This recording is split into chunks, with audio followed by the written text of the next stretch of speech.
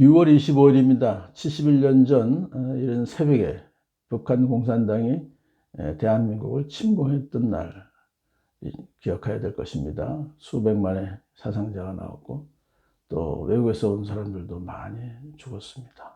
그리고 참 그래서 그렇게 이 나라를 지키기 위해서 희생되었던 많은 사람들을 우리는 기억해야 될 것이며 다시는 이 나라에 그런 전쟁이 일어나지 않도록 우리는 기도해야 될 것입니다.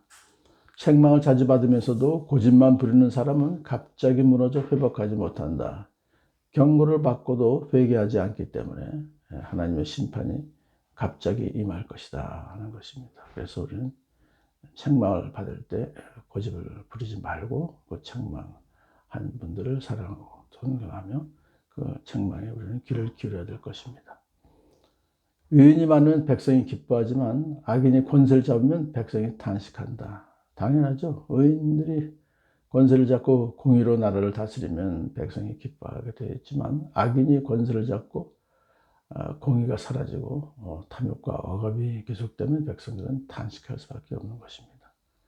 지혜를 사랑하는 아들은 아버지를 기쁘게 하지만 장녀에게 드나드는 아들은 재산을 탕진한다. 장녀에게 드나드는 아들이라는 것은 호랑방탕하게 참 지혜롭지 못하게 사는 아들이죠. 그런 아들은 아버지의 재산을 탕진하고 아버지를 좀 슬프게 하지만 지혜를 사랑하는 아들은 하나님의 공의를 사랑하고 하나님의 계명을 지키는 그런 아들은 아버지를 기쁘게 한다. 왜냐하면 그의 삶이 형통하기 때문에 그렇습니다. 공의로 다스리는 왕은 나라를 튼튼하게 하지만 뇌물을 좋아하는 왕은 나라를 망하게 한다. 그렇죠. 하나님의 속성인 공의로 다스린다는 것은 사법부가 올바른 재판을 하게 하는 그런 통치자죠. 그러면 나라가 튼튼하게 세워지지만 반대로 뇌물을 좋아하고 그래서 재판을 불공정하게 진행되도록 하는 그런 통치자는 나라를 망하게 하는 것이다. 그렇습니다. 이웃에게 아첨하는 사람은 그의 발 앞에 그물을 치는 것이다. 이 그물을 친다는 것은 그 사람을 잡기 위해서 치는 거니까 곤경에 빠뜨리기 위해서 그렇게 하는 거죠. 그러니까 그것은 다 자기의 이익을 취하려는 의도로 아첨을 하는 것이기 때문에 그런 것을 피하기 위해서는 그 아첨하는 자들의 말을 경계해야 됩니다.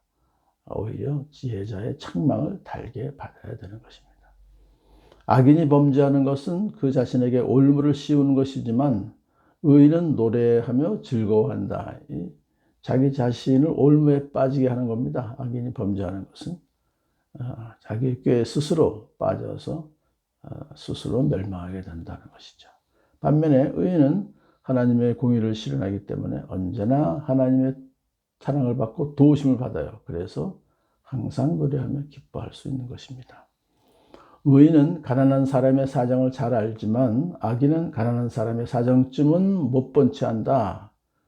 의인은 하나님의 공의를 실행하는 자이기 때문에 가난한 자들의 억울한 사정을 항상 살피고 그걸 들어주죠. 그리고 그 문제를 해결해 주는 적극적인 행동까지 하는 것입니다. 그러나 악인은 가난한 자에게 배려와 관심이 없어요. 왜냐하면 하나님의 뜻을 분별하는 통찰력이 없기 때문에 그래요.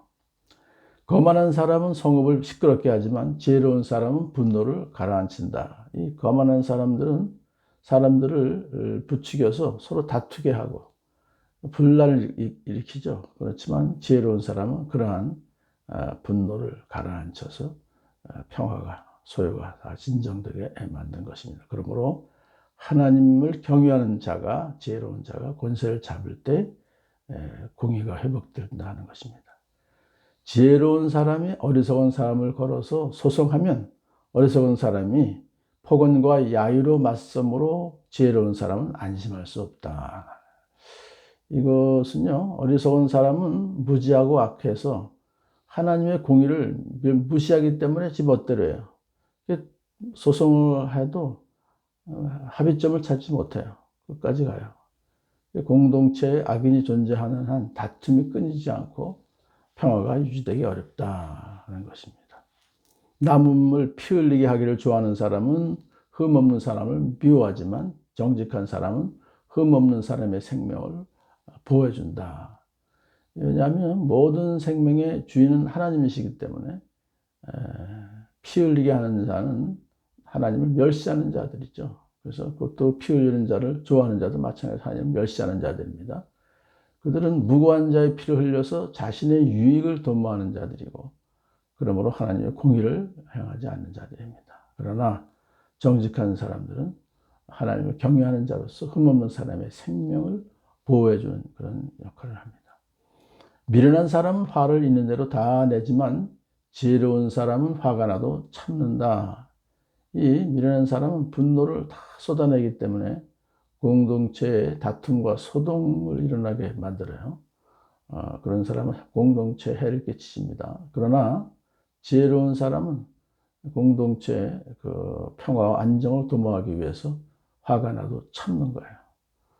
통치자가 거짓말에 귀를 기울이면 그 신하들이 모두 악해진다. 이 통치자가 공의로 나라를 다스리지 않고 거짓말에 아첨에 귀를 기울이고 불공정하고 불의하게 나를 다스리면은 신하들도 따라한다는 거예요. ud물이 맑아야 아랫물도 맑은데 ud물이 더러우니까 아랫물도 더럽다. 통치자가 얼마나 참 중요하다는 것을 말해줍니다. 가난한 사람과 착취하는 사람이 다 함께 살고 있으나 주님은 이들 두 사람에게 똑같은 햇빛을 주신다. 이 빈부가 섞여 살거니와 무릇 그들을 지으신 이는 여호와니라. 그러니까 하나님께서 다 가난한 사람도 지으시고 착취하는 사람도 다 하나님께서 생명을 주신 것이다. 그러므로 악한 권세자가 가난한 자를 멸시하는 것, 그것은 하나님에 대한 도전인 것이다 하는 것이죠. 왜냐하면 하나님께서 모든 사람을 다 만드셨기 때문에 그렇습니다. 그러므로 이 말씀은 가난한 사람을 착취하는 그런 짓을 하지 말아라 하는 것이죠. 왕이 가난한 사람을 정직하게 재판하면 그의 왕위는 길이길이 견고할 것이다. 앞에 말씀과 정반대죠.